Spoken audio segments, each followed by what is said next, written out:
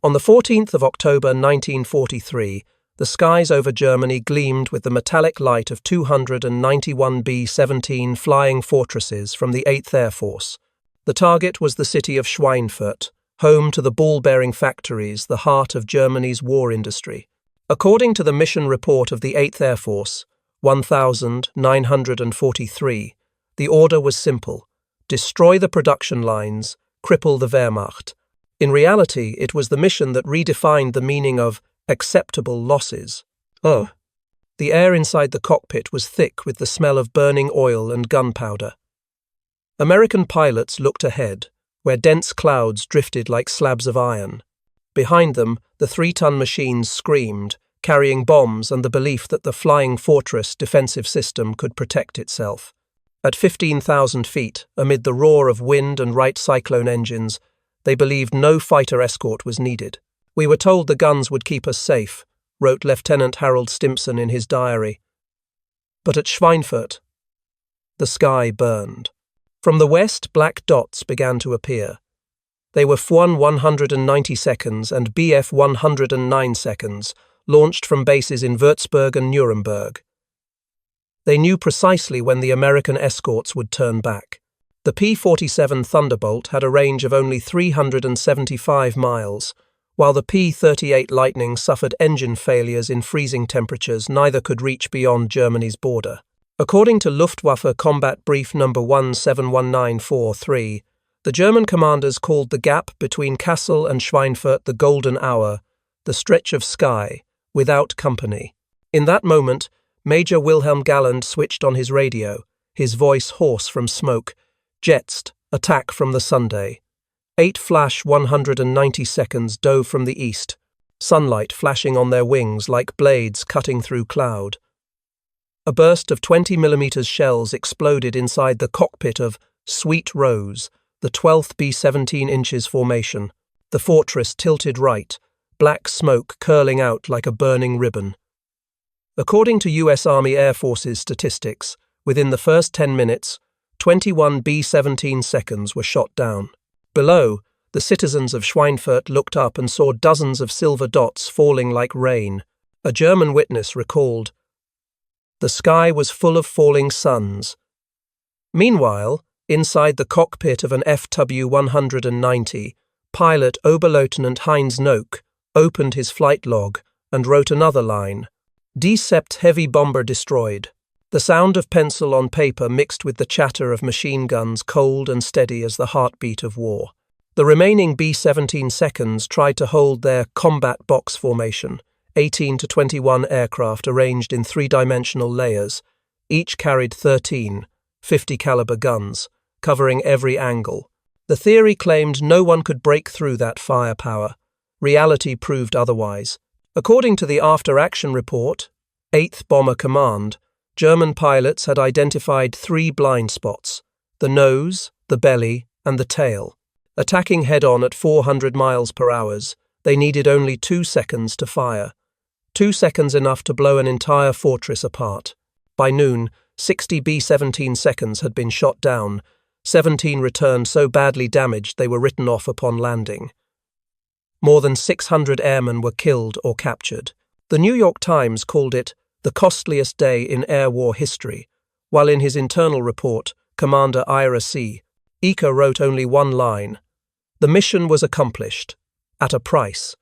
Those numbers became legend, and the phrase Black Thursday was etched into the memory of the entire 8th Air Force. On the ground, the Germans celebrated.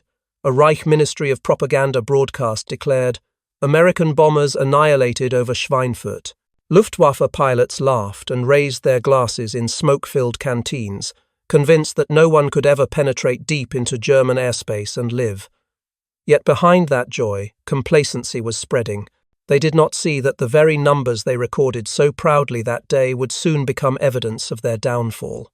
According to the USAF Historical Division Report, 1946, analysts identified the core issue: no escort fighter had the range to protect the B-17 formations for the entire mission.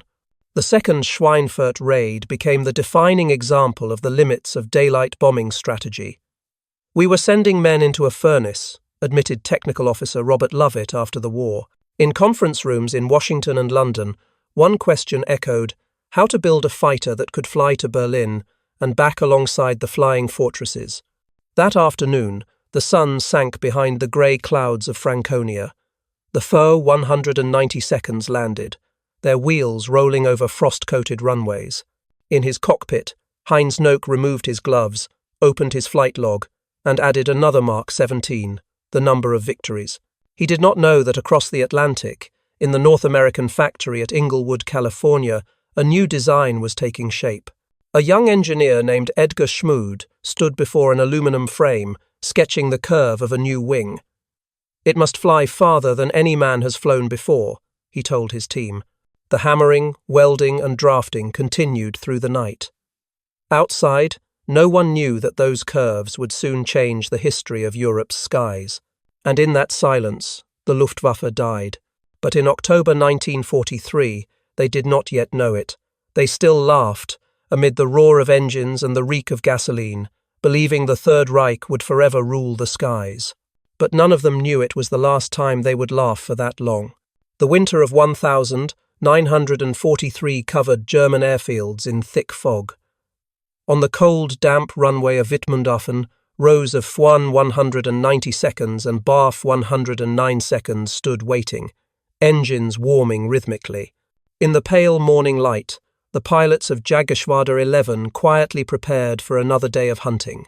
In the combat diary of Major Walter Dahl, the opening line was always brief: clear sky, east wind, and targets inbound. There was nothing romantic about their profession, only the mathematics and probability of death. From 1942 to the end of 1943, names like Wilhelm Galland, Walter Dahl, and Heinz Baer turned air combat into a cruel science.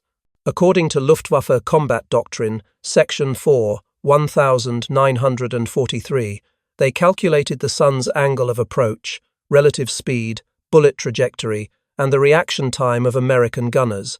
Everything was reduced to formulas: attack from the direction where the sunlight blinded the enemy, dive from above, then pull away before the defensive guns could turn.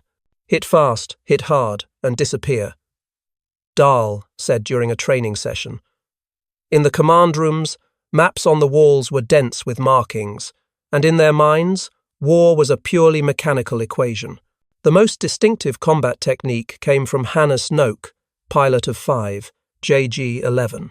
He perfected a tactic called the head-on attack. According to JG-11 Tactical Note, February 1943, Noak approached from the 12 o'clock direction at a speed of 400 miles per hour, aiming straight for the cockpit and engine of the B-17. The firing distance was only 300 yards, with less than 2 seconds of trigger time, before nosing down to escape the field of fire from the top turret. It was a surgeon's cut, Noak described. He called his hits air surgery. Within 8 months, he downed 17 heavy bombers, becoming the model for a new generation of pilots. According to the report of 8th Bomber Command losses, 1,943, this very tactic rendered the American combat box formation vulnerable. Each cluster of 18 to 21 B-17 seconds was designed to create a 360-degree ring of defensive fire. But under frontal assault, the spacing between planes was too wide for the crossfire to overlap.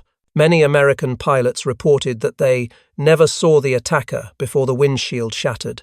"We couldn't even tell where the shots came from," wrote Lieutenant Robert D. Floyd in his report. "They were gone before we knew they were there."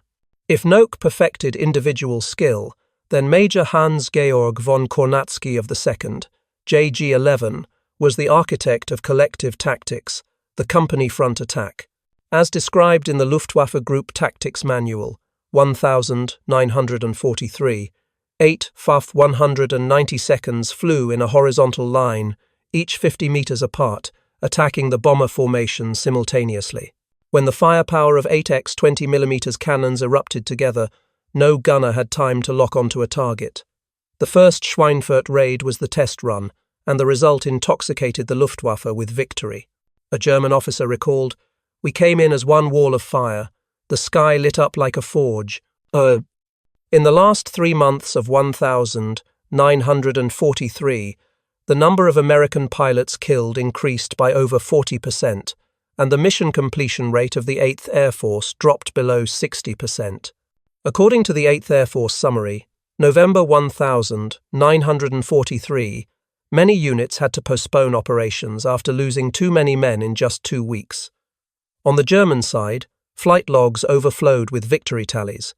Pilots who had once been engineering students or mechanics were now national heroes. In the beer halls near Hanover, they were welcomed as invincible warriors. The press called them Wolkenjäger, cloud hunters. That mindset spread throughout the German Air Force. At the front, they began to believe victory was inevitable.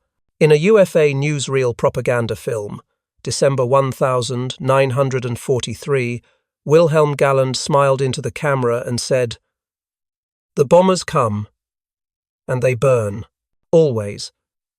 The words echoed across Europe's radios, a symbol of the belief that the Reich still ruled the skies. But that belief stood on fragile ground, sustained by temporary success and a distorted view of the enemy's real strength. At command centers, flight maps tracking American routes revealed one crucial detail: all escort formations turned back at the same boundary. According to the 9th Air Force Intelligence Memo, 1943, German pilots called this area the Golden Moment. They waited there, timing their attacks to the exact minute. When the P-47 seconds and P-38 seconds peeled away, the Luftwaffe predators dove in. Many pilots described the feeling as ritualistic. "It was a hunt," Heinz Baer said in a 1952 interview. "They were fat birds with no claws."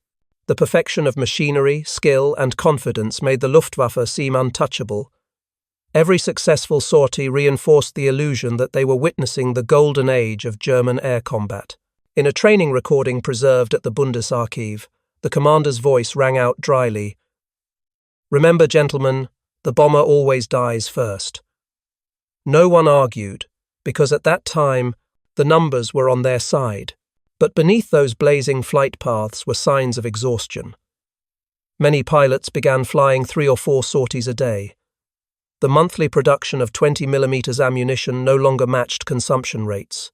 According to the German Ordnance Report, December 1943, reserves were sufficient for only 6 weeks of combat. No one realized that each victory was gradually draining the German industrial base. And yet, in those frozen mornings, laughter still echoed across the hangars. They believed they were winning. They believed nothing could touch Germany, that the sky would always be theirs. At that very moment, across the Atlantic, a new aircraft was having its wings attached, one that would bring an end to the legend. In the spring of 1940, Britain stood on the brink of exhaustion. German bombs fell over London every night, and the Royal Air Force was critically short of fighter aircraft. The British Purchasing Commission sent a telegram to Washington, requesting another batch of P-40 Warhawks, the medium-range fighters then being produced by Bell and Curtiss. But North American aviation, only a little over 8 years old at the time, made a bold proposal. Instead of reproducing an old model, they would design an entirely new aircraft in 120 days. According to the British Purchasing Commission Memorandum, April 1940, company representative James H. Kindleberger promised that it will be faster, fly farther, and cost less than anything Britain has ever had. Thus, the NA-73X project began in a workshop of fewer than 200 engineers in Inglewood, California. In the early days, there were no complete blueprints. Chief Engineer Edgar Schmood, a German immigrant to the United States, stood before the drafting board, drew a long curve in chalk, and said, "If we want speed, we must make the air love the wing." That sentence became the guiding principle for the entire team. They worked continuously, with no weekends, eating and sleeping in the hangar. According to the North American Engineering Log, May-September 1940, 80% of the components were newly designed, including the belly-mounted scoop cooling system, a feature that later made the aircraft resemble a hunting cat. When the NA-73X prototype was completed on the 9th of September 1940, It was 900 pounds lighter than the P-40, with a monocoque aluminum frame and newly designed thin wings. The test flight took place on the 26th of October 1940, only 117 days after the project's approval. Test pilot Vance Breeze took off from Minesfield on a cold morning just after sunrise. When the plane reached 380 miles per hour at an altitude of 15,000 feet, he landed and said, "Gentlemen, you've got a thoroughbred." According to the test flight report, NA-70 3X 1940, stability, speed, and visibility all exceeded British standards. But once delivered to the RAF, the model with its Allison V1710 engine revealed a fatal weakness: poor performance above 15,000 feet. At that altitude, power dropped by 40%, rendering it incapable of escorting high-altitude bombers. Meanwhile, the air war in Europe was being fought above 20,000 feet. However, even in technical failure, the British recognized something remarkable. "The airframe is too good for the engine," noted test pilot Ronald Harker of Rolls-Royce in his April 1942 logbook.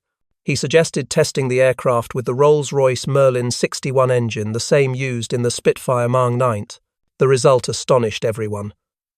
Speed increased from 390 to 440 miles per hour, service ceiling from 31,000 to 42,000 feet, and climb rate by 65%. According to the Rolls-Royce Test Memorandum, October 1942, quote, "The new Mustang climbs like a homesick angel." The fusion of an American airframe and a British engine marked a turning point. For the first time, two nations had found a common language in metal and machinery. In 1943, North American engineers refined the P-51B variant. They implemented a laminar flow wing design, a breakthrough from the NACA Airfoil Research Division. This wing allowed airflow to remain attached to the surface longer, reducing drag by 30% compared to conventional designs. Schmood wrote in his notebook, "Smooth air is free horsepower." That meant, for the same power, the aircraft could fly hundreds of miles farther. Compared to the P-47 Thunderbolt, which burned 100 gallons per hour, the P-51B consumed only 65 gallons in cruising conditions, an efficiency gain of nearly 54%. The U.S. Army Air Force's Technical Order, number 0160JE1, 1943, recorded, "Fuel economy has become a weapon. In war, fuel draws the line between life and death." Engineers continued improving the fuel system. Initially, the Mustang carried 184 gallons internally. In early 1944, they added 75-gallon drop tanks, and by March 1944, a 108-gallon version was introduced, extending range to 850 miles, enough to fly from Britain to Berlin, fight for 20 minutes, and return. According to the 8th Air Force Logistics Summary, March 1944, it was the first time a single-engine fighter could escort bombers to the Reich's heart. It was not just a technical achievement, it was a strategic declaration. Germany's skies were no longer safe. Schmood once said, "The beauty of a plane must serve its purpose." The P-50, one was not only beautiful in form, but an instrument of war optimized to perfection. Pilots loved it for its balance of speed, range, and agility. "It handles like a sports car," wrote Lieutenant Colonel Glenn E. Duncan in his Essex test report, "and it flies forever." With a sustained speed of 440 miles per hour at 25,000 feet, the P-51 outperformed every German fighter of the time, including the four 190 amperes. In the Inglewood and Dallas factories, assembly lines ran 24 hours a day. The sound of rivets, hot steel, and aluminum paint became the industrial symphony of war. Each day, 12 P-51 seconds were completed, flight tested, and then disassembled for shipment by sea to Liverpool. The U.S. War Production Board Report, 1944, noted, "Mass production of precision, not mass for mass's sake." That meant while Germany bogged down in ambitious projects like the Me-260-2, America triumphed through standardization. From the assembly floors of California to the skies over Britain, it took less than 4 years to turn an idea into a strategic weapon. And when the 8th Air Force received its first P-51B Mustangs in November 1943, they understood that the balance of the war had shifted. Pilots who had once watched helplessly as comrades fell were now given what they had awaited for 2 long years, wings that could take them all the way to Berlin and back. At the drafting table, Schmood rested his hand on the wooden model, silently watching the wing reflect the light. He did not yet know he had just laid the foundation for one of the greatest icons of modern warfare. But a design on paper cannot win a war. It needed a day to prove itself. In December 1943, winter blanketed southern England in white. At Boxted Airfield, Essex, the pilots of the 354th Fighter Group stood around a new silver-painted fighter, its long, sleek nose sharp as a blade. On the fuselage, the small lettering read P-51B Mustang. None of them knew that this aircraft would transform the entire air war over Europe. According to the 9th Air Force Operational Diary, December 1943, the unit was assigned to test the new fighter in short-range escort missions, the first step in evaluating its high-altitude performance and stability in combat. Pilot Lieutenant Colonel Glenn U. Duncan wrote in his report dated December 5, "It lifted like a dream, climbed like a prayer. When the Packard Merlin engine started, its roar was smoother than that of the old P-47. The first P-51Bs took off on short patrol missions over Belgium and northern France. They met no resistance, but every recorded metric exceeded expectations. Cruise speed 440 miles per hour, operational range extended by over 600 miles, and the ability to maintain 30,000 feet altitude without vibration. The cockpit was tight, but the machine felt alive," Duncan wrote. "It was more than a test, it was the dawn of a new era." 2 weeks later, on the 20th of December 1943, the P-51B entered real combat for the first time. The target was the industrial city of Bremen, a vital hub of German production. 16 P-51Bs escorted formations of B-17 seconds and B-24 seconds deep into enemy airspace. According to the 8th Air Force Combat Report, 20 December 1943, they engaged a group of FW-190 seconds from JG-1 near the Dutch coast. In that encounter, the Mustangs shot down 3 German aircraft without a single loss, a small number, but a major impact. For the Luftwaffe, it was the first sign that the enemy now had a weapon capable of following the flying fortresses all the way into Germany. For the 8th Air Force, it was a successful trial of the promise, "Escort to the end." In a post-war recording, German pilot Major Klaus Mietusch of JG-26 recalled, "We mistook them for P-47 seconds at first, waiting for them to turn back, but they didn't. They kept coming east." That confusion spread quickly across Luftwaffe command posts. They were used to American fighters turning back at the frontier. Now, the Mustangs kept flying, crossing the boundary once known as the Golden Moment.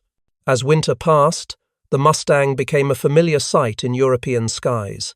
From the 13th of December 1943, P-51 seconds escorted bombers as far as Kiel, a 490-mile journey, something no previous fighter had achieved.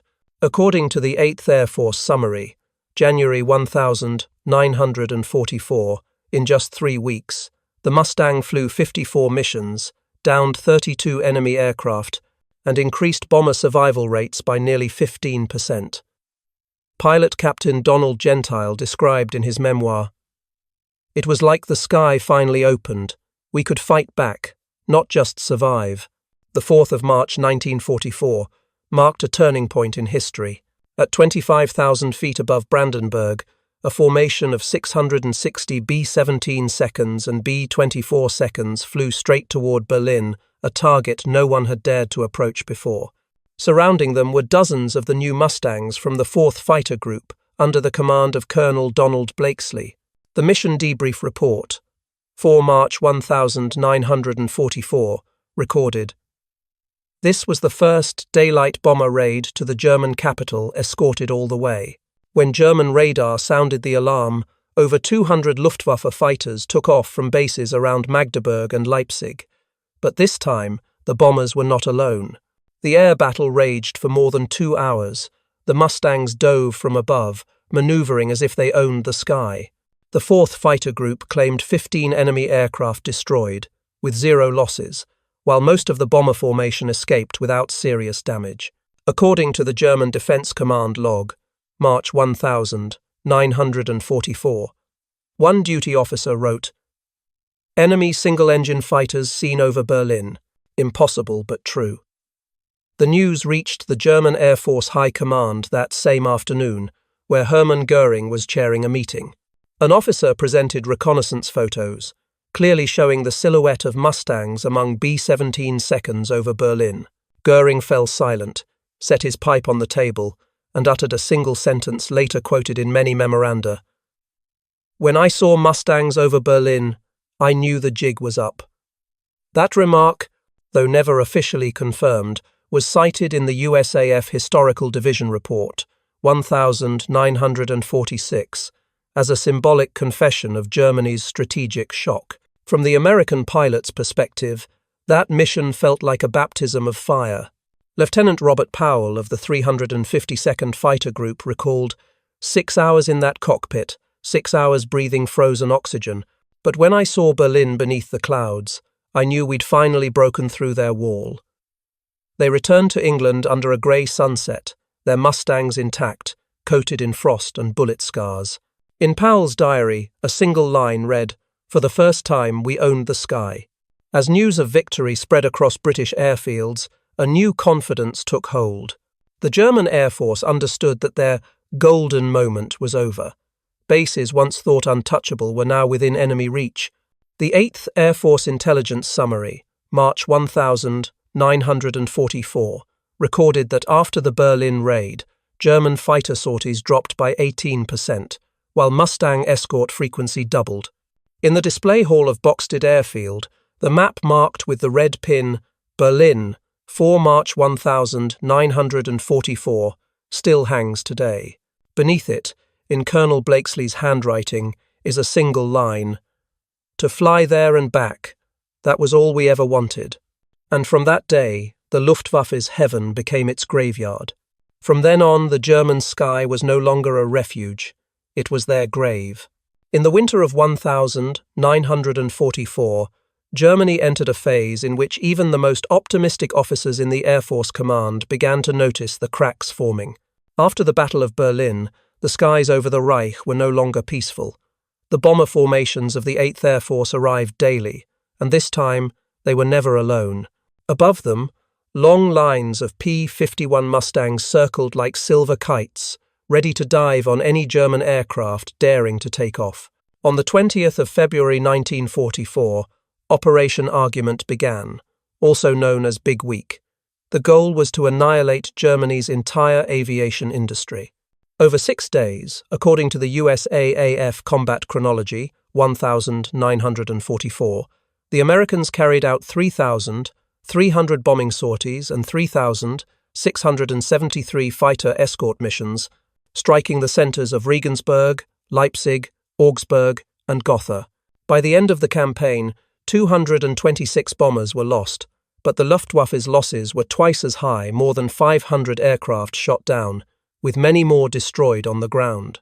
This figure, confirmed by the 8th Air Force Intelligence Summary, March 1944, marked the first time the strategic balance of air power had tilted decisively toward the Allies.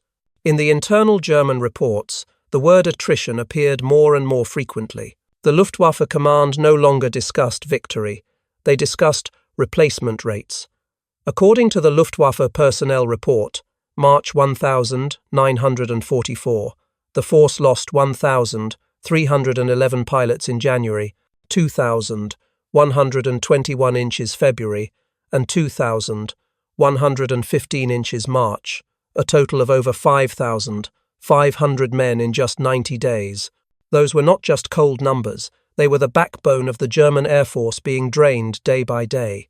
Among them were hundreds of veteran pilots, each with over 300 flight hours, who could not be replaced by cadets trained hastily in just 8 weeks. A report from the Reich Air Ministry, April 1944, stated plainly, "The rate of personnel losses exceeds the capacity for replacement within 6 months." The reality was worse. Fuel became the fatal weakness.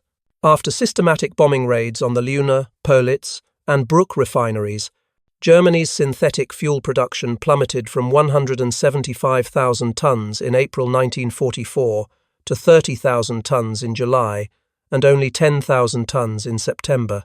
The Allied bombing survey, 1945, later concluded, "Fuel, not firepower, broke the Luftwaffe." When the tanks ran dry, even the finest fighter aircraft became nothing but useless metal. At Paderborn Air Base, Lieutenant Otto Kautz wrote in his diary on the 12th of August 1944, "We are allotted fuel for exactly 2 flights. The new pilots are still in theory classes because there isn't enough gasoline for training." Many flight schools operated only 2 hours a week. The average flight time of new pilots dropped to 50 hours, less than 1/5 of the 1,942 training standard. When they were thrown into combat, the enemies they faced were Mustang pilots with 300 to 400 hours of battle experience. The survival rate of a German rookie on his first mission was below 25%. According to the U.S. Army Air Force's evaluation of German air forces, 1,946, by May 1944, the Luftwaffe no longer possessed the ability to sustain continuous air defense. Every takeoff became a life-or-death decision. Pilot Walter Schuck of JG-7 recalled in a post-war interview, "We took off knowing most of us wouldn't come back. The Americans were always above us, with more fuel, more ammunition." That statement, quoted verbatim in the post-war debriefing collection, 1946, reflected the despair spreading across German squadrons. In the skies, the Mustang was not merely an escort, it was a hunter. With a range of 850 miles and a cruising speed of 440 miles per hour, the P-51 could outfly German radar coverage and strike from unexpected directions. The 8th Air Force Mission Report, June 1944, recorded dozens of bounce attacks, ambushes on German planes returning from missions. A single Mustang group could penetrate deep into the heart of Germany, strike airfields at Hanover and Kassel, and then turn to attack supply trains. In June, they destroyed over 1,200 locomotives, paralyzing fuel supply lines. Meanwhile, Germany's industry began to collapse under the weight of numbers. Production of the Bf-109G dropped by 40% compared to 1,943, while F-190 output fell by 32%. Speer's Industrial Memo, October 1944, admitted, "Our factories build faster than our pilots can learn to fly." It was the bitter paradox of modern war. They had planes but no men, and even when they had men, they lacked the fuel to fly. On the front lines, the remaining pilots flew 3 to 4 missions a day. Exhausted and hungry, they took off through fog and oil smoke, carrying only a fragile hope. A letter from pilot Hans Keller to his wife in September 1944, preserved in the German Air Archives, reads, "Every time I look up, I see silver wings above me. The Americans are like ghosts. They never leave." The trembling words, the ink smudged by engine oil, read like the farewell of a generation. In Berlin, during the command meetings, General Adolf Galland, who had once praised Luftwaffe tactics as an art, was now forced to confess to Hitler that "we are running on fumes," both literally and figuratively. No more fuel, no more manpower, no more faith. According to the U.S. Strategic Bombing Survey, 1946, from July to September 1944, the Luftwaffe's defensive capability dropped below 25%. The once iconic units of German air power JG-2, JG-26, JG-11 were reduced to only a few dozen operational aircraft. A report from JG-11 stated, "We have more funerals than flights. And that was how the Luftwaffe began to die, not in flames, but in silence. Each number, each ton of lost fuel, was another heartbeat stopping inside the machine once thought invincible. From that point on, the war was no longer about winning. It was about taking off before the fuel ran out. On the morning of the 6th of June 1944, the sky above the English Channel thundered with the sound of engines. Dense clouds were torn apart by thousands of Allied aircraft heading toward the beaches of Normandy. On that decisive day, according to the Allied Air Operations Report, June 1944, Allied air forces carried out 14,674 sorties, while the Luftwaffe managed only 319 across the entire front. The 4-6-1 disparity determined the outcome even before Allied troops set foot on the sand. In the grey skies above, the P-51 Mustangs of the 8th and 9th Air Forces flew along the coast, forming a defensive web so dense that every German pilot knew approaching the invasion zone meant suicide. According to the Luftwaffe day log, 6 June 1944, only two F1 190 seconds from Jagerschwader 26, flown by Josef Pips, Priller and Heinz Wodachik, dared to break through the anti-aircraft barrage to make a single dive along Sword Beach. They emptied their guns, turned back, and survived by sheer luck. That was the entirety of the Luftwaffe's effort on D-Day. A German officer observing from afar recorded in a report sent to High Command. The sky was black with Allied aircraft, like a moving storm. Mustangs escorted B-26 seconds, and Typhoons striking artillery positions. On the ground, German soldiers fought in the shadow of silver wings sweeping above, unable to call for support or strike back. It was the clearest proof that the Luftwaffe had lost total control of the skies. According to the USAF Tactical Summary, July 1944, in just the first month after the landings, Mustangs flew over 4,000 ground support sorties. P-51 seconds swept low along Wehrmacht supply routes, destroying hundreds of transport convoys and reinforcement trains. From then on, they were not just escort fighters but strategic weapons crippling the enemy's logistics. Throughout 1944, 1945, Mustang pilots destroyed 9,254 locomotives and 4,131 enemy aircraft on the ground, according to the 8th Air Force Statistical Digest, 1,946. It was a systematic campaign of annihilation that turned every German rail line, factory and airfield into a target. As trains burned through the night, their sirens mixed with the howl of Merlin engines, creating the sound Germans called Der Tod von oben, death from above. Captain Charles Chuck, Jaeger of the 357th Fighter Group, wrote in his memoir, "We stopped counting the trains. Every time you saw smoke, you went down." The Mustang carried two 500-pound bombs, or 10 5-inch rockets, enough to turn a 300-meter train into scrap metal in seconds. Rail lines were severed, oil depots exploded, and Germany's already exhausted fuel network was utterly paralyzed. Desperation drove the German High Command to place its faith in technology. In July 1944, the jet-powered Messerschmitt Me 262 appeared, hailed as the weapon that could reverse the war. With a top speed of 540 miles per hour, nearly 100 miles per hour faster than the Mustang, it was the most advanced aircraft in the world. But that advantage existed only on paper. According to the Reich Jet Development Report, 1945, the Jumo 004 jet engine required 25 hours of maintenance for every hour of flight and was extremely prone to failure under sudden acceleration. American pilots quickly learned how to counter it.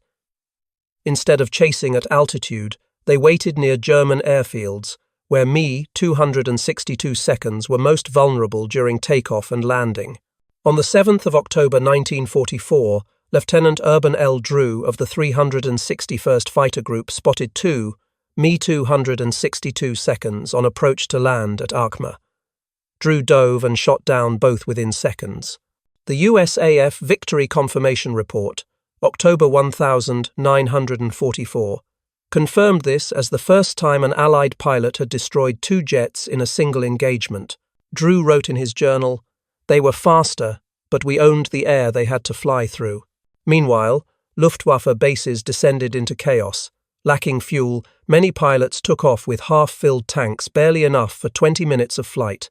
The German Fuel Logistics Memo, December 1944, reported that 60% of Me-262 seconds never launched due to shortages of fuel and parts. The collapse of Germany's synthetic oil industry rendered its advanced technology meaningless.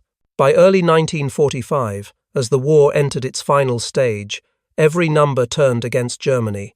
The Luftwaffe Readiness Report, February 1945, stated that only 300 to 400 aircraft remained operational across the Reich.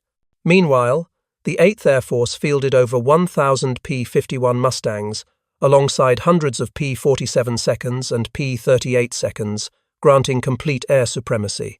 On every mission, the kill ratio stood at 10, 1-inch favor of the Americans, an unmatched figure in the history of modern warfare.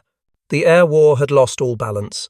Young German pilots, many with only 40 to 50 hours of training, faced battle-hardened American veterans. The 8th Air Force Aircrew Report, March 1945, recorded the words of a captured German pilot. "We take off. We see Mustangs. We die."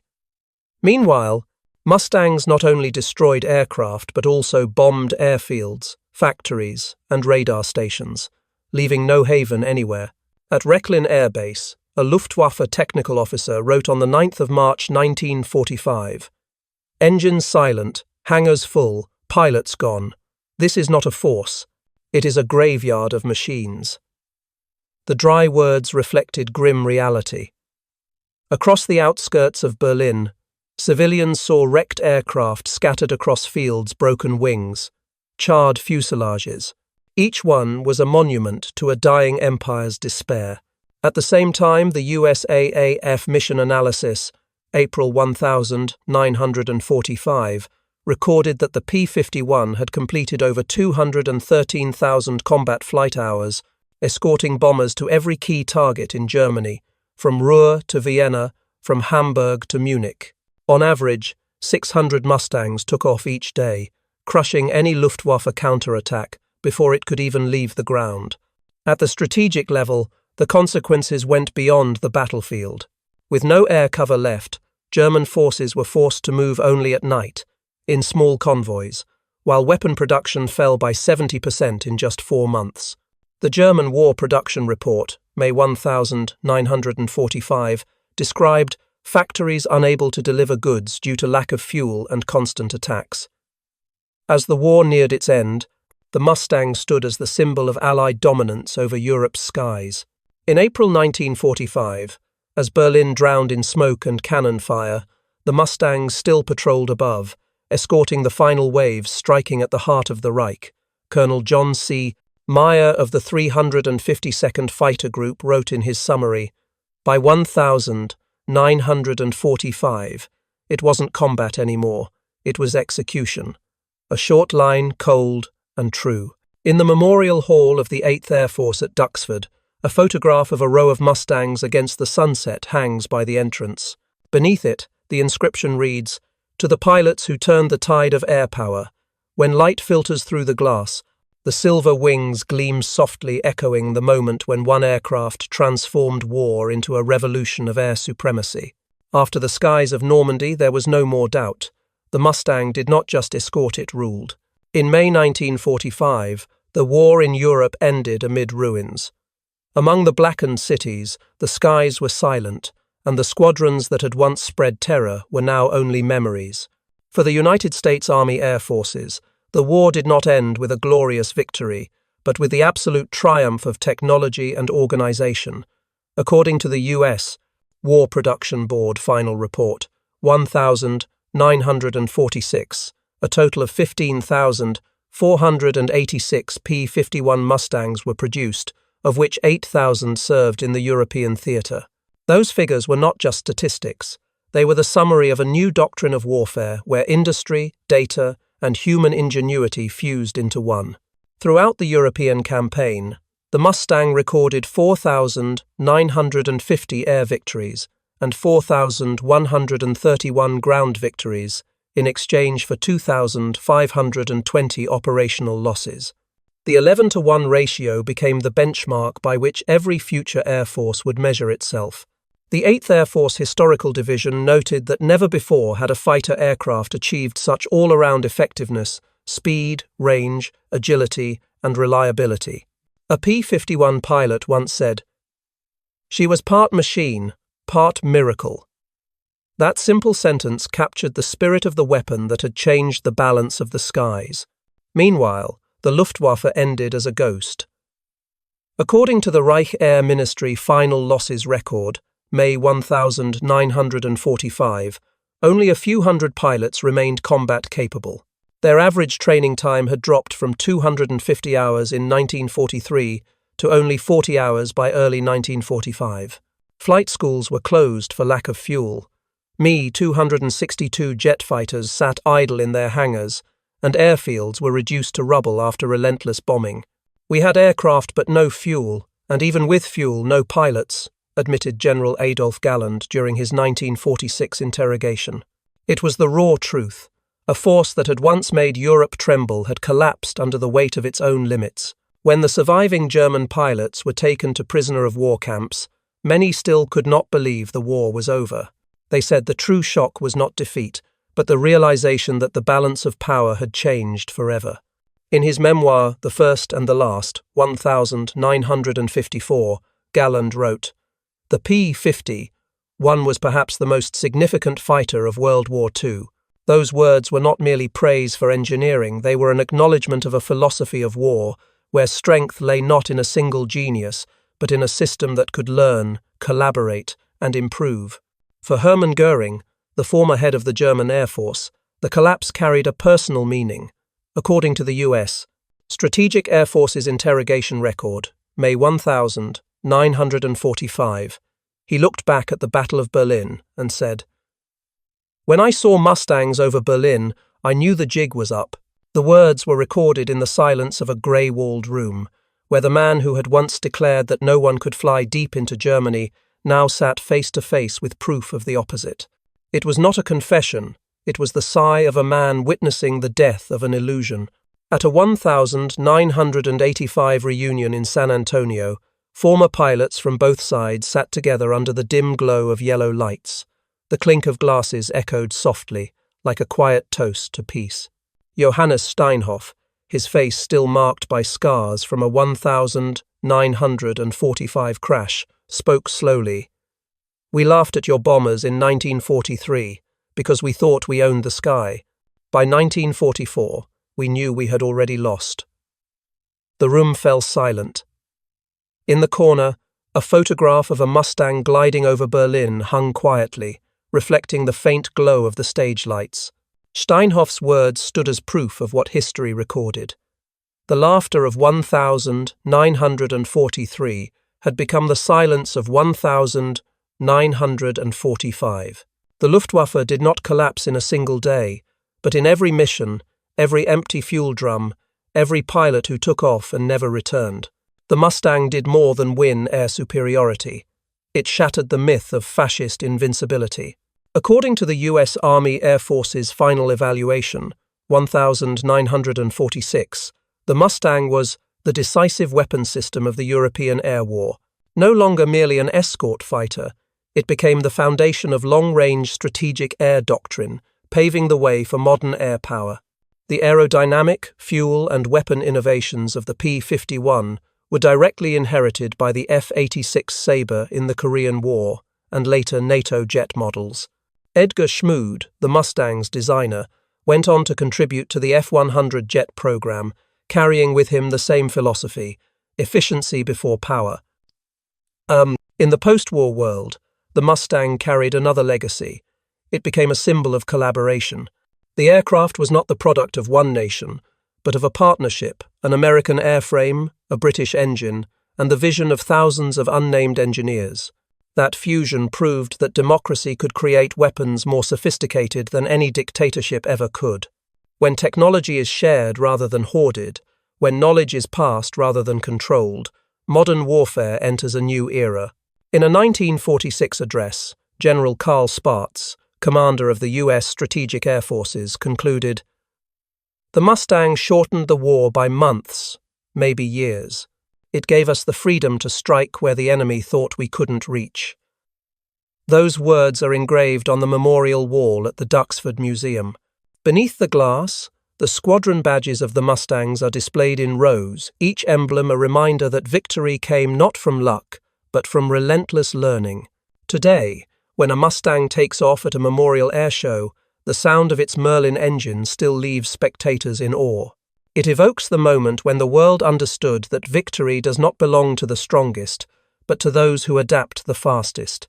The laughter of the German pilots from 1943 now survives only in faded documentary reels, distant and ghostly.